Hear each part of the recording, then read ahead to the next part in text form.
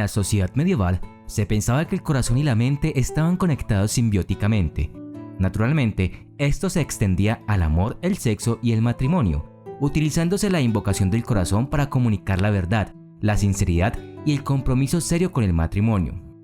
Pero en la práctica, el romance no era tan romántico, ya que las partes casadas a menudo no se reunían antes de decir sí, acepto. Las mujeres a veces se veían obligadas a casarse con sus abusadores y la iglesia creaba reglas estrictas sobre cómo, cuándo y con quién las personas podían tener relaciones íntimas.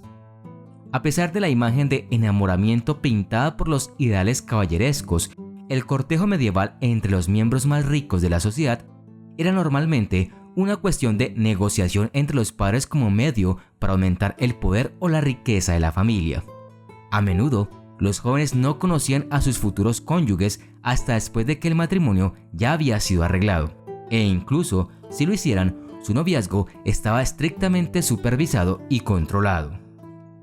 Solo entre las clases bajas la gente se casaba por amor, ya que había poco que ganar materialmente casándose entre una persona y otra. En general, sin embargo, los campesinos a menudo nunca se casaban, ya que había poca necesidad de un intercambio formal de propiedad. El matrimonio se consideraba aceptable tan pronto como llegaba a la pubertad para las niñas de alrededor de 12 años y los niños de 14, por lo que los compromisos a veces se hacían a una edad muy temprana. Se dice que las mujeres obtuvieron por primera vez el derecho a proponer matrimonio en Escocia en 1228, que luego se popularizó en el resto de Europa. El matrimonio no tenía que tener lugar en una iglesia. Según la iglesia medieval, el matrimonio era un sacramento inherentemente virtuoso, que era un signo del amor y la gracia de Dios, siendo el sexo marital el símbolo supremo de la unión humana con lo divino. Las ceremonias de matrimonio no tenían que tener lugar en una iglesia o en presencia de un sacerdote, y aunque no era necesario, era útil tener otras personas allí como testigos para evitar cualquier incertidumbre. Según la época, Dios era el único testigo que debía estar presente. Desde el siglo XII en adelante, la ley de la iglesia determinó que todo lo que se requería eran las palabras de consentimiento, sí, acepto. Otras formas de consentimiento para casarse incluían el intercambio de un artículo, que normalmente era un anillo. Además, si una pareja ya comprometida tuvo relaciones íntimas, significaba que habían dado su consentimiento para casarse y se equiparaba a un matrimonio legalmente vinculante. Era crucial que la pareja ya estuviera comprometida, de lo contrario, constituía sexo prematrimonial pecaminoso. Los registros legales mostraron que las parejas se casaban en las carreteras, en el pub, en la casa de un amigo o incluso en la cama. A medida que pasaba el tiempo, a las personas se les otorgaban más y más derechos, lo que significaba que no necesitaban el permiso de la familia para casarse. La excepción fue para la clase campesina, que tenía que pedir permiso a sus amos si querían casarse. La línea entre la coerción y el consentimiento a veces era delgada. Las mujeres tenían pocas opciones para tratar con hombres muy persuasivos o violentos y en consecuencia tenían que estar de acuerdo en casarse con ellos. Es probable que muchas mujeres se casaran con sus abusadores debido al daño que le habían causado. Esto repercutía en la reputación de la víctima. Las relaciones íntimas tenían muchas ataduras. La iglesia hizo extensos intentos de controlar quién podía tener relaciones, cuándo y dónde. El sexo fuera del matrimonio estaba fuera de discusión. A las mujeres se les presentaban dos opciones: convertirse en célibes, lo que podría lograrse haciéndose monjas, o casarse y tener hijos.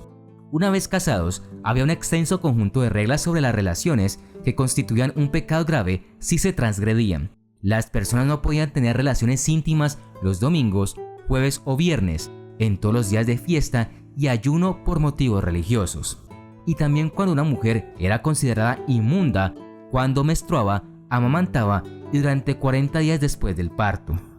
En total, la pareja casada promedio podría tener relaciones íntimas legalmente menos de una vez por semana. Para la iglesia, la única actividad sexual aceptable era con el fin de procrear. A pesar de estas limitaciones, el placer no estaba del todo descartado e incluso algunos eruditos religiosos lo fomentaban. Sin embargo, no podía dominar la vida sexual de una pareja. El sexo era para la procreación y el disfrute era un efecto secundario de ese objetivo. Por lo tanto, la gente medieval asumía que esto era un boleto directo al infierno, y muchas mujeres permanecían castas hasta la muerte a pesar de estar casadas. De hecho, ser una verdadera virgen no solo significaba abstenerse del sexo y la masturbación, sino no tener ningún pensamiento de esta naturaleza. La virginidad se tenía en alta estima en la Edad Media, y algunos creían que era posible evaluar cuán pura era una mujer simplemente por su apariencia. Con senos grandes y sueltos se pensaba que indicaban experiencia sexual. Había muchos métodos medievales para evitar que los senos crecieran demasiado o para reducir su tamaño, con numerosas recetas basadas en ingredientes con propiedades refrescantes y tensoras. Otro sistema de creencias clave era que el equilibrio del calor dentro del cuerpo era otro factor para determinar qué tan saludable era una persona, siendo los hombres generalmente calientes y secos y las mujeres frías y húmedas. Se creía que las mujeres eran esencialmente hombres defectuosos, que tenían los mismos genitales que crecían dentro del cuerpo y menstruaban porque carecían de calor corporal para secar los malos y superfluos humores en ellos. Se decía que demasiadas relaciones íntimas eran peligrosas porque podía hacer que el cuerpo se secara, lo que provocaría pérdida de cabello, problemas cardíacos y pulmonares e insuficiencia renal. Todos en la Edad Media se vieron obligados a cumplir con las reglas restrictivas sobre el sexo, y cuando esas reglas se rompieron, la iglesia estaba lista y esperando para imponer un castigo. En casos menores, una vez que el sacerdote había obtenido una confesión de la parte culpable, ofrecía una penitencia impuesta por la corte que a menudo requería que el ofensor caminara ante la congregación avergonzado. El delincuente tendría que llevar una vela y pararse o arrodillarse en la iglesia durante parte del servicio en un estado semidesnudo, y ocasionalmente sería azotado antes de que los castigos económicos se convirtieran en la norma. Los pecados graves como el incesto, el adulterio o las relaciones con una monja se transmitían al obispo local y requerían penitencias graves que incluían ayuno, palizas o abstinencia sexual. Las palizas públicas eran un castigo particularmente común, mientras que los adúlteros a menudo tenían que correr por la calle atados por los genitales mientras eran azotados. Según algunos sistemas legales, el adulterio era un delito capital, mientras que en otras áreas los castigos comunes incluían la castración para los hombres y el corte de la nariz para las mujeres. Un hermano lego del siglo XIII de Orte en Italia fue declarado culpable de bestialidad y enterrado vivo junto a los animales de los que había abusado. El divorcio era raro pero posible. Una vez que estabas casado, seguías casado. Sin embargo, hubo excepciones. Para poner fin a un matrimonio en ese momento, tenía que probar que la unión nunca existió o que estaba demasiado relacionado con su pareja para casarse.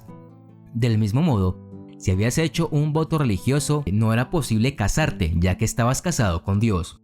Un hombre no podía divorciarse de su esposa por no dar a luz a un heredero varón.